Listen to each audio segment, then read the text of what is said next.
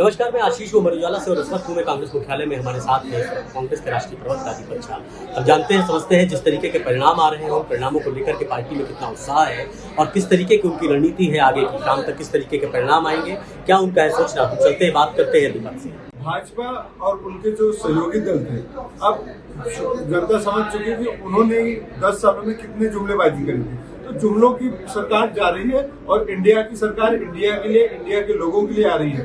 और अब अच्छे दिन की जो बात करते थे 2014 के बाद, अब 2024 में अच्छे दिन आएंगे जनता के लिए। तो आपको लगता है दीपक भाई, अभी तो परिणाम 4:30 बजे तक पूरी तस्वीर क्लियर होगी, आपको लगता है कि जो परिणाम अभी तक आ रहे हैं, जो नतीजे आ रहे हैं, वो पूरी तरीके से आपके पक्ष में आएंगे, क्योंकि अभी बहुत सारी स्थिति स्पष्ट नहीं है अभी पूरी तरीके से, तो आप कितना आशान्वित हैं जो 4:30 बजे? पूरी तरीके से आशान्वित हैं कि 4:30 बजे तक स्पष्ट हो जाएगी बिल्कुल तस्वीर लोकसभा चुनाव की और इंडिया गठबंधन की सरकार बनेगी। भाजपा साफ है, इनके साथ कोई दूर दूर तक नहीं खड़ा होने वाला है। अभी सहयोगियों की जरूरत पड़ेगी तो वो लोग भी हमारे साथ आएंगे। राजनीति है, राजनीति में कोई किसी का परमानेंट शत्रु नहीं, कोई मित्र नहीं। चाहे भाजपा में कई दल है वो हमारे संपर्क में है और हम उनके संपर्क में है। तो ये स्थिति किस तरीके से बनेगी? आप जिस तरीके से बात कर रहे हैं, आपका कहना है कि जो भारतीय जनता पार्टी या एनडीए के घटक दल हैं वो आपके संपर्क में है, आपके साथ आना चाहते हैं, तो आपको लगता है कि अगर सीटों में कहीं कुछ 19-20 होता है तो वो उनके घटक दल आपके साथ जुड़ेंगे? बिल्कुल, देखिए हर व्यक्ति चाहता है स्वतंत्र राम राज्य। इस देश में राम राज्य अब आएगा, क्योंकि तानाशाह का जो राज्य है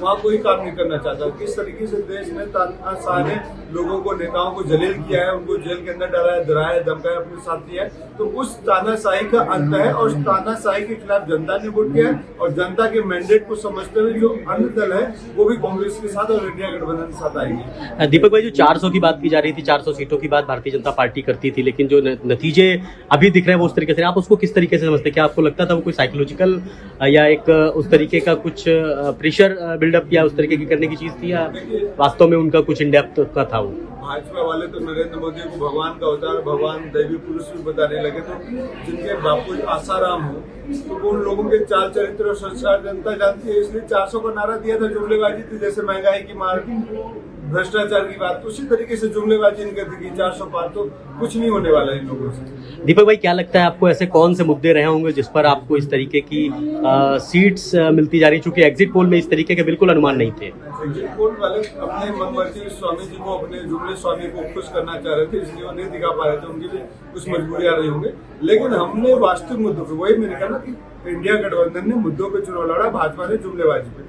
मुद्दे थे युवाओं के लिए, मुद्दे थे बेरोजगारी, मुद्दे थे महंगाई, मुद्दे थे किस तरीके से पेपर लीक हो जाते हैं। तो इन सब बातों का सरकार के पास कोई जवाब नहीं था। सरकार सिर्फ और सिर्फ हिंदू मुसलमानों में लोगों को अटका भटका देती थी। तो वो अटकाने भटकाने की राजनीति को जनता ने ताला लगा के लॉक कर दिया है और कह रही है कि अब माफ करो मोदी जी, जुमले से साफ हो गया। दीपक भाई, जिस तरीके से उत्तर प्रदेश में अभी जो नतीजे दिख रहे हैं वो आप लोग उम्मीद कर रहे थे इस तरीके से ही होंगे, या आपको लगता है कि कुछ, क्या आप मानते हैं उत्तर प्रदेश के? बहुत अच्छे और बहुत चौंकाने वाले नहीं कहूँगा, बहुत उम्मीदों पर खड़े उतरने वाले नतीजे हैं। देश की जनता ने, इंडिया की जनता ने मेहनत किया, उस मेहनत का परिणाम आज आ रहा है।